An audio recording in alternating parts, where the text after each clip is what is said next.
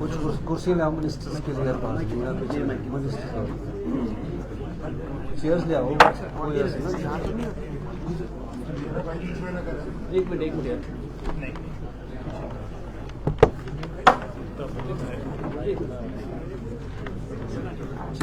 Chairs 4-5 ministers के लिए।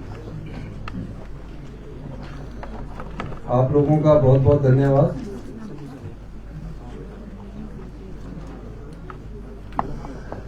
ये बजट व्यवस्था परिवर्तन से आत्मनिर्भर हिमाचल की को रेखांकित करते हुए प्रकट किया गया है। हमारा प्रयास है कि प्रदेश की ग्रामीण अर्थव्यवस्था को मजबूत किया जाए। प्रदेश की ग्रामीण अर्थव्यवस्था पर पिछले कई सालों से ध्यान नहीं दिया गया। जो हमारे प्रदेश में कृषि पर आधारित 69% के करीब अपना जीवन यापन निर्वाह करते हैं, वो कृषि से विमुख हो रहे हैं। हमने प्रयास किया है कि अगर आत्मनिर्भर हिमाचल को बनाना है तो समाज के सभी वर्गों का उत्थान किया जाना सुनिश्चित करना पड़ेगा। समाज का एक वर्ग संसाधन से भरा पड़ा हो और दूसरे वर्ग की कोई पूछ ना हो तो समाज कोई भी तरक्की नहीं कर सकता। इसलिए हमने समाज के सभी वर्गों को टच किया और अपनी अर्थव्यवस्था मजबूत करने के लिए नियमों में परिवर्तन किया, अर्थव्यवस्था में कानूनों में परिवर्तन किया और एक मजबूत अर्थव्यवस्था की नींव हमने रखी है। पिछले बजट में हमने अपने प्रदेश में और समाज में एक सोच को विकसित किया कि हमें हमारे हिमाचल प्रदेश को ग्रीन राज्य के रूप में उभर कर आना है और उस दिशा में हमने धरातल पर बहुत अधिक कार्य किया। उसके परिणाम आपके सामने कुछ समय में आने वाले हैं। इसमें हमने ग्रामीण अर्थव्यवस्था में कृषि को महत्व दिया है। पूरे देश में जिस एमएसपी के लिए आज किसान सड़कों में दिल्ली में बैठे हैं, हमने अपने प्राकृतिक सौंदर्य और जलवायु को समझा और प्रयास किया कि हमें अपने जलवायु और स्वच्छ वातावरण के अनुसार खेती को बढ़ावा देना चाहिए। इस दृष्टि से हमने कहा कि जो लोग यूरिया का प्रयोग नहीं करेंगे और जो दूसरी खाद्य उनका प्रयोग नहीं करेंगे, रासायनिक खादों का प्रयोग नहीं करेंगे, जहर मुक्त खादों का जो प्रयोग करेंगे, उसमें हमने 2 चीजों को लिया। हमारे यहाँ गेहूं होती है और मक्का होती है और शिमला में बागवान हमारे होते हैं और हमने गेहूं का पहली बार प्रदेश के इतिहास में 40 रुपया मिनिमम सपोर्ट प्राइस को घोषित किया है गेहूं की, और मक्का के गेहूं के भी मिनिमम सपोर्ट प्राइस को 30 रुपये घोषित किया गया। अब कृषि किस चीज से होती है, क्योंकि 90% हमारी जनसंख्या गांव में रहती है, तो हमने देखा कि कृषि का एक अंग पशुपालन भी है और किस प्रकार प्राकृतिक खेती में जाना है तो उसके लिए गोबर की जरूरत होती है। हमारी सरकार को अभी 14 महीने हुए और 14 महीने में हमने गाय के दूध में 13 रुपए की वृद्धि की, 32 रुपए से बढ़ाकर इसी वर्ष हमने उसको, जो हम गाय का दूध होगा उसको 45 रुपए खरीदेंगे। मिनिमम सपोर्ट प्राइस गाय का दूध का 45 रुपए प्रति केजी कर दिया है। और भैंस के दूध में हमने 23 रुपए की वृद्धि की और 55 रुपए मिनिमम सपोर्ट प्राइस कर दिया है। हमने ये पैसा जो हम दुग्ध उत्पादक और किसान को दे रहे हैं, अपनी एक्साइज पॉलिसी में परिवर्तन किया। वो एक्साइज पॉलिसी थी कि जब हमारी शराब के ठेकों की नीलामी होती थी, शराब के ठेकों की नीलामी से हमें रिन्यू कर दिया जाता था। एक समय के लिए तो रिन्यू ठीक होता है, लेकिन कंटिन्यूटी में 3-4 साल के लिए रिन्यू कर दिया गया और उससे आय कम होती थी। हमने उसको ऑक्शन किया, जो रिन्यू करके 130-40 करोड़ रुपए की आय होती थी। जब हमने ऑक्शन किया तो 40% की उसमें वृद्धि दर्ज की गई और 140 करोड़ से वो 359 करोड़ रुपया हो गया, 359 करोड़ रुपया हो गई। और हमने देखा कि हमने उस पर 10 रुपए का मिल्क सेस लगाया। पिछली सरकारें कभी हिम्मत नहीं कर पाई कि कोई सेस लगाया जाए, कोई वो लगाया जाए, पर हमने किसान और दुग्ध उत्पादक के लिए सेस लगाया और हमें अनुमानित है कि 116 करोड़ रुपया हमें 31 मार्च तक मिल जाएगा, जिसमें से 85 करोड़ रुपया आ चुका है। अब ये पैसा उनका है और इस तरह हम कृषि आधारित ग्रामीण अर्थव्यवस्था को मजबूत करने के लिए आगे बढ़े हैं। दूसरा, इसका परिणाम अभी हम इसको लागू 1 मार्च 2024 से ही कर रहे हैं। फिर ग्रामीण अर्थव्यवस्था कैसे आगे बढ़े, हमने पूरा स्टडी किया, पूरा अध्ययन किया। हम 14 लाख घंटे 14 लाख घंटे हम मनरेगा के तहत हमारे यहाँ लोग काम करते हैं, मनरेगा की मजदूरी करते हैं।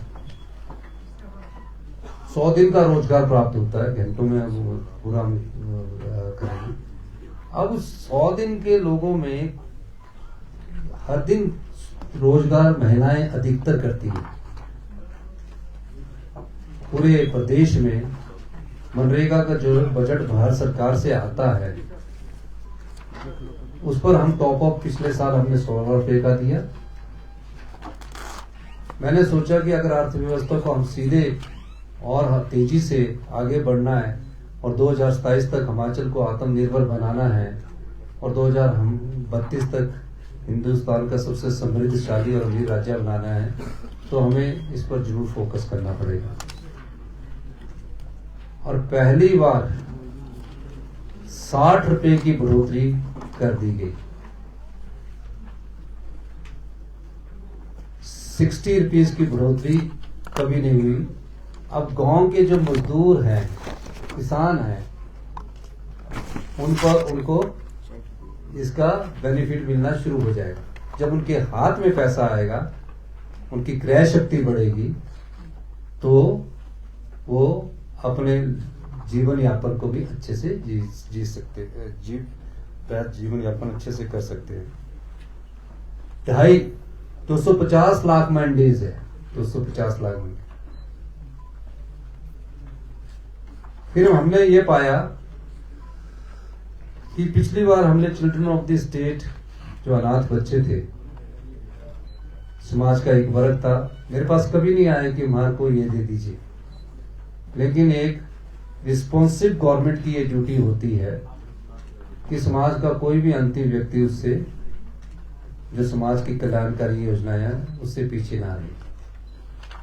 पहली बार ऐसा हो रहा है कि जो विधवा महिला है, जिसकी आय की इनकम 2.5 लाख रुपए प्रति वर्ष है, नहीं तो क्या होता है 1 लाख रुपया, 2.5 लाख रुपया, 2.5 लाख से कम है उनके बच्चे तकरीबन लगभग 1 लाख के करीब विधवा महिलाएं हैं, उनके बच्चों को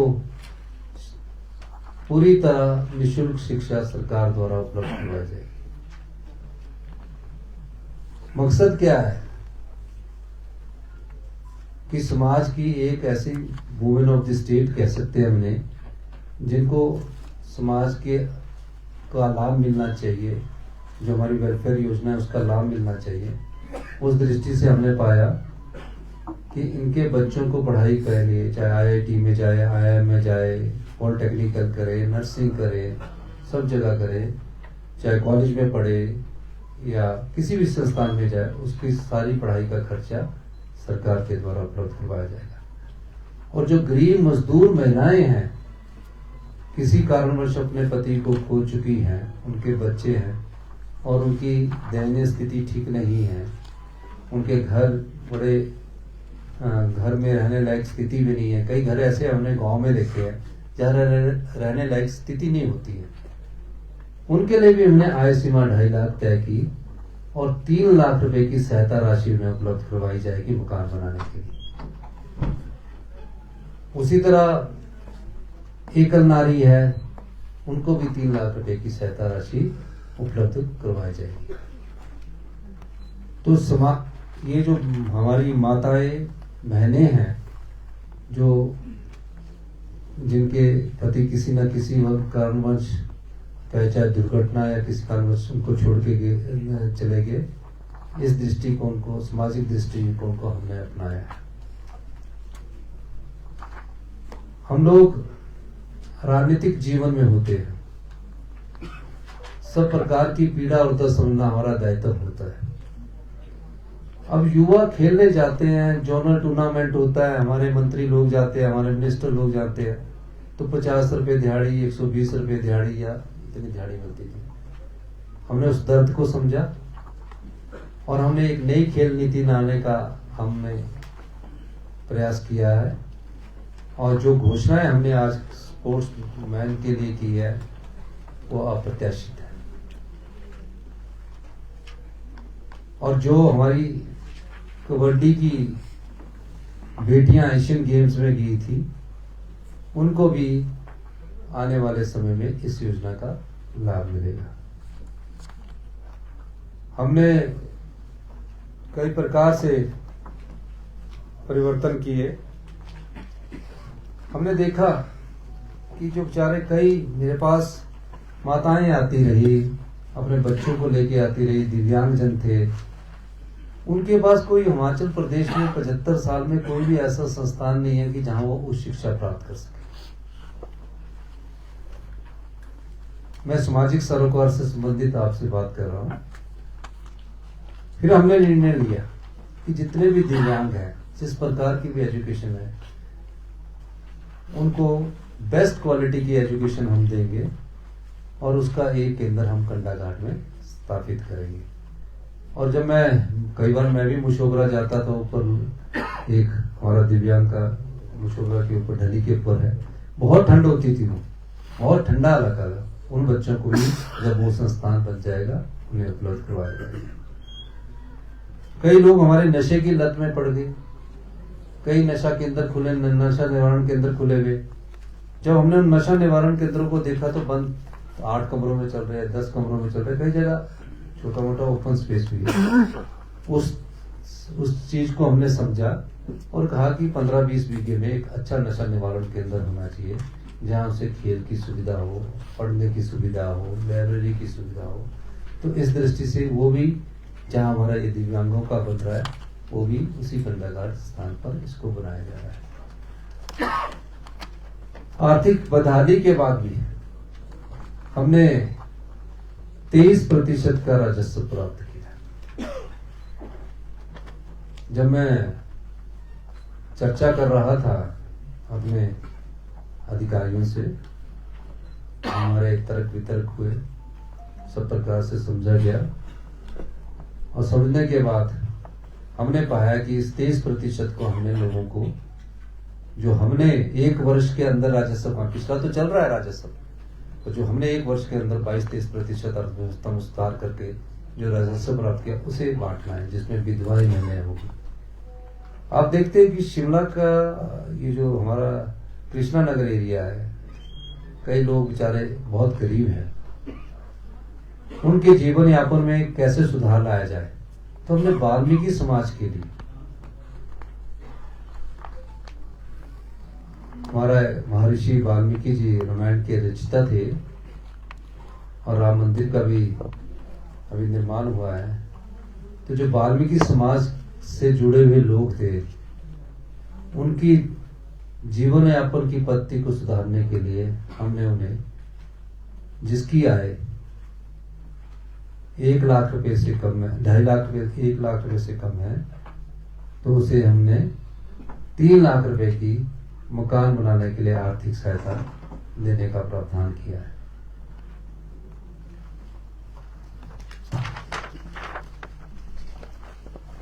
हमारा प्रयास है कि हम आत्मनिर्भर हिमाचल का निर्माण करें।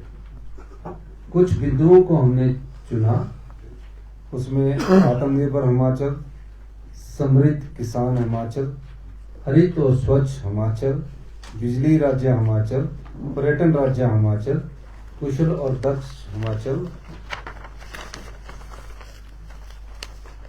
स्वस्थ एवं शिक्षित हिमाचल, निवेशक मित्र हिमाचल, नशा मुक्त हिमाचल, अवैध खनन मुक्त हिमाचल, समृद्ध और संपन्न हिमाचल।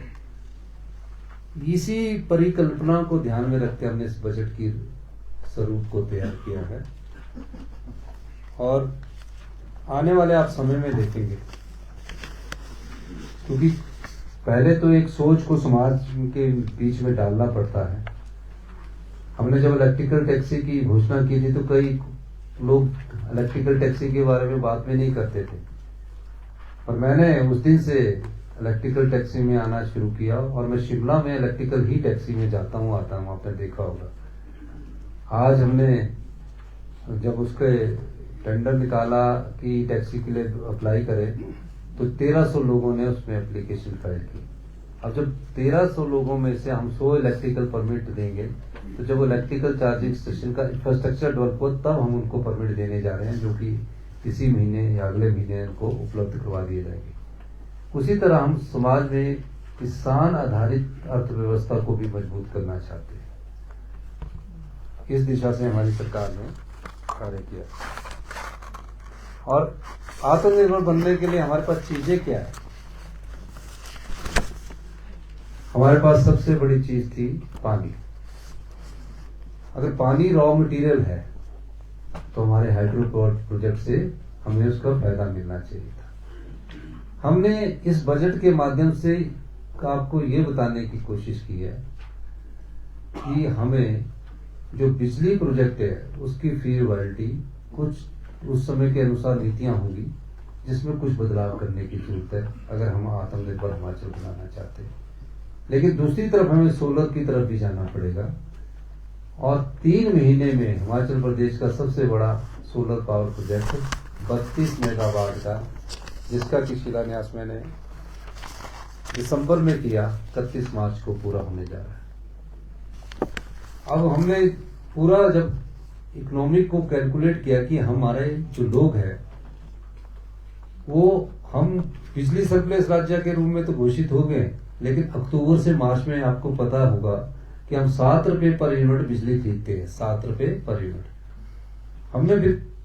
हमने अपने हमारे अधिकारियों ने इस पर चर्चा की और कहा कि सोलर पर हमें जाना चाहिए ताकि दिन के समय हम जो बिजली की पूर्ति है उसको कर सकें। इस वर्ष के अंत तक 200 मेगावाट के सोलर पावर प्रोजेक्ट पूर्ण हो जाएंगे और इकोनॉमिकली भी हमारे को बिजली बोर्ड को भी इससे मजबूती मिलेगी। हम थोड़ी गति को और तेज गति से करना चाहते हैं, लेकिन कुछ अड़चने हैं। भविष्य में और बड़े बदलाव की जरूरत है आत्मनिर्भर हिमाचल प्रदेश के लिए। सभी सरकारी कर्मचारी, अधिकारी, प्रेस के बंधु, युवा, सबकी समस्याओं डिफरेंट प्रकार की है, पर हम उसको समझते हैं और उसको दूर करने की हम कोशिश कर रहे हैं। हमने आप हमने एक चीज कही है कि हमें जो भारत सरकार से लेने हैं, अगर वो पैसा ही हमें अपने मिल जाए तो जो हमारे लोन का कर्जा हिमाचल के प्रदेशवासियों पर चढ़ा हुआ है, प्रत्येक व्यक्ति पर 1,02,000 रुपए का कर्जा 75 लाख की जनसंख्या पर चढ़ा हुआ है। तो उस 22,000 करोड़ रुपए अगर हमें वो मिलता है, जिसमें कि हमें भारतीय जनता पार्टी का सहयोग चाहिए, और भारतीय जनता पार्टी के अगर नेता चाहेंगे तो मैं कह सकता हूं कि एकदम ये पैसा हमें मिल सकता है।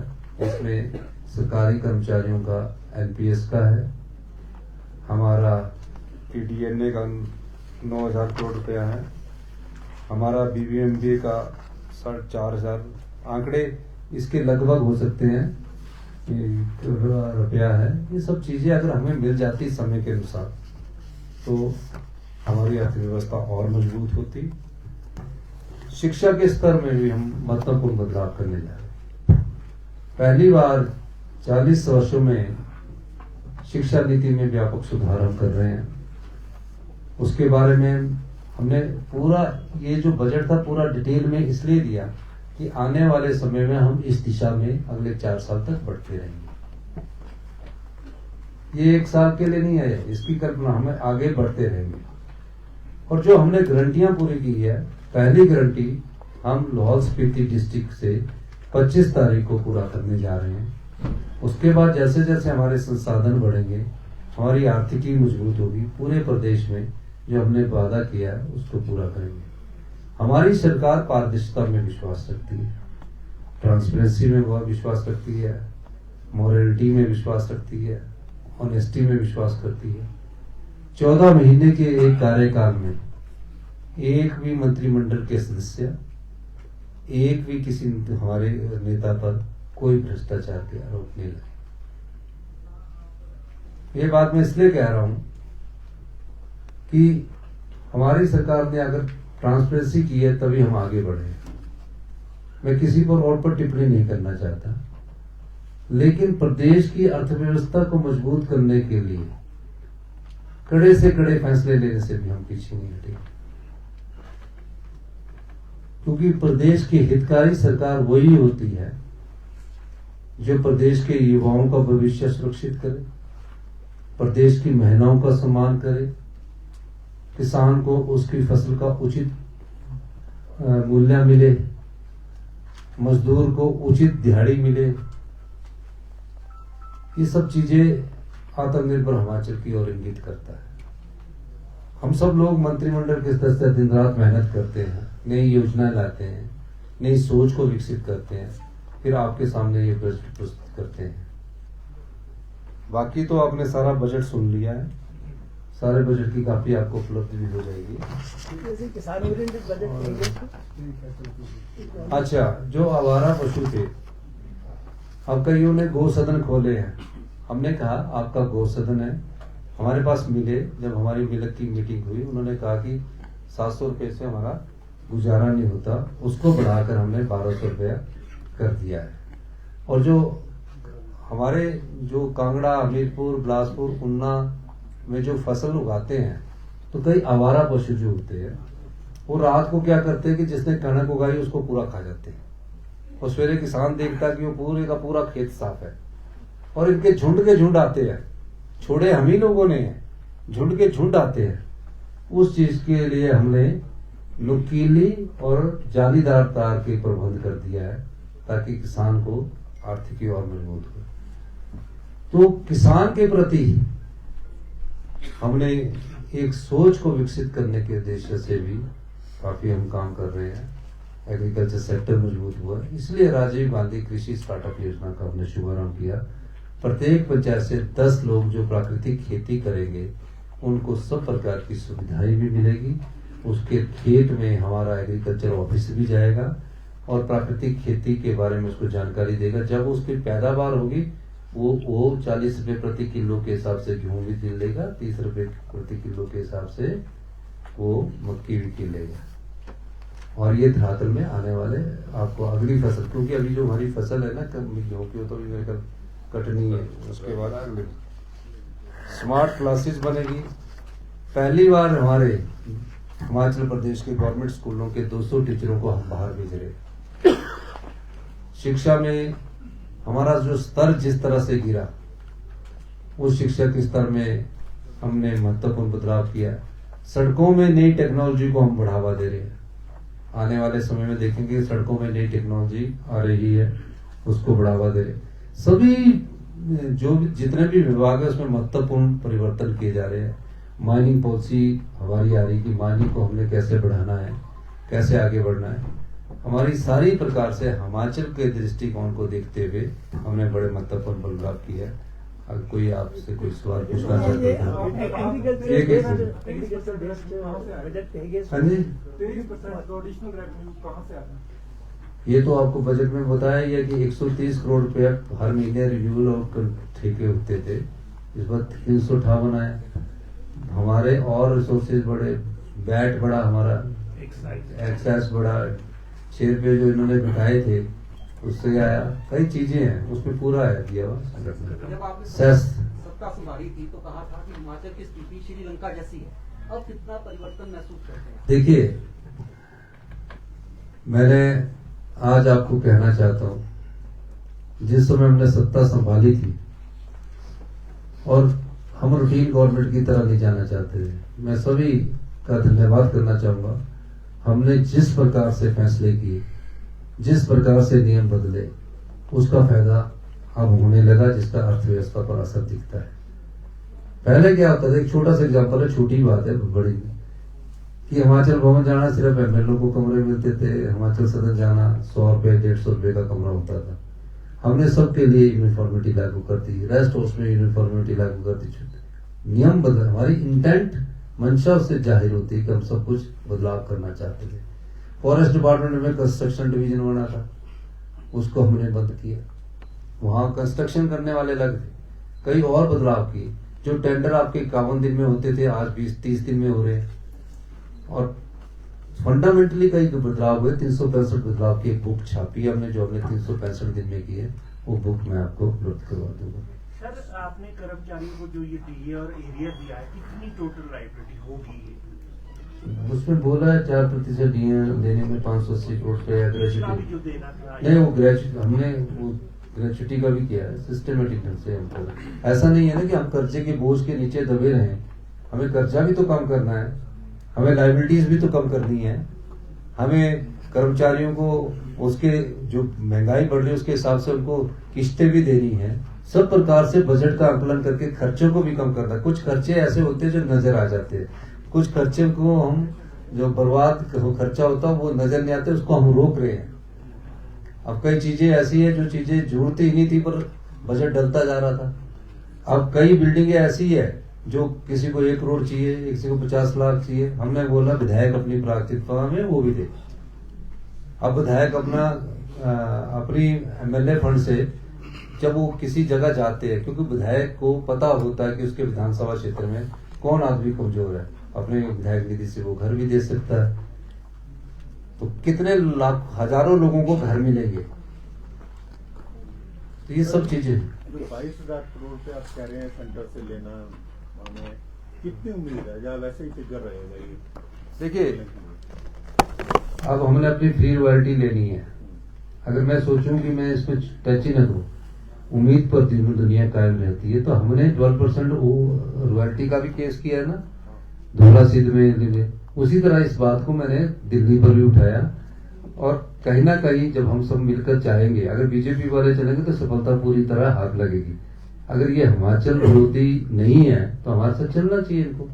कौन ऐसी सरकार होगी जो बोल रहा है कि भारतीय जनता पार्टी के विधायक कि हमारे साथ चलो, मैं ही चल पड़ूंगा, मुझे जहां बुलाएंगे मैं चल पड़ूंगा, हिमाचल के हित में मैं कहीं भी जाने को तैयार हूँ। खिलाड़ियों के लिए प्राइज मनी तो बढ़ाया है, लेकिन अच्छे खिलाड़ियों के लिए प्राइज मनी बढ़ाया है, लेकिन अच्छे खिलाड़ी आए हिमाचल प्रदेश से, उसके लिए क्या किया? स्कूल्स में पीटी डीपी के टीचर्स नहीं है, जहाँ पे टीचर्स हैं आपने सुना नहीं सर, आपने खाली पीरियड रहते हैं, वो तैयारी नहीं करते। आपने सुना नहीं, मैंने बोला शारीरिक के पद जो फिजिकल टीचर के एजुकेशन के बढ़ जाएंगे, बजट में बोले।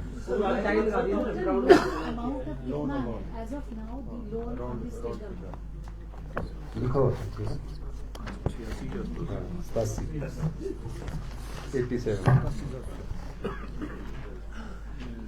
लिखा 87 करोड़ है।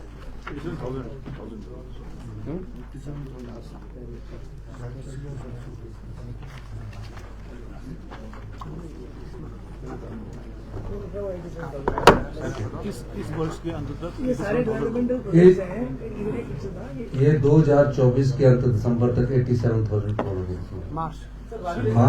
मार्च इस वित्तीय वर्ष में। सर कर्ज की यहाँ पर बात हो रही है, आत्मनिर्भर हिमाचल की यहाँ पर बात हो रही है, तो ऐसी आप कौन से से खबर ना हो सके। तो ऐसी कौन सी ऐसी योजनाएं हैं सर जो कि आमदनी बढ़ाने के लिए भी उपयोग में लाई जाएगी? थोड़ा सा नेक्स्ट सेट में आप जानते हैं। ये आप बजट को पढ़िए, बजट में काफी योजनाएं लिखी हैं, आप समझ जाएंगे। बहुत बहुत धन्यवाद। ये सारे प्रोजेक्ट्स हैं, सारे डेवलपमेंटल प्रोजेक्ट्स हैं, एम्प्लॉयमेंट अपॉर्चुनिटी कितनी जनरेट होगी? जो आपने कहा राज्य चयन आयोग की भर्तियां इस महीने के अंत में शुरू हो जाएगी। एडवर्टाइजमेंट हो जाएगी पोस्टों का। एम्प्लॉयमेंट के अवसर मिलेंगे, धन्यवाद। एम्प्लॉयमेंट के अवसर कितने मिलेंगे? हमने तो एक रोजगार पैदा 1 लाख रोजगार पैदा किए, 1 लाख रोजगार पैदा होंगे। सरकार उसी क्षेत्र में रोजगार दे। धन्यवाद।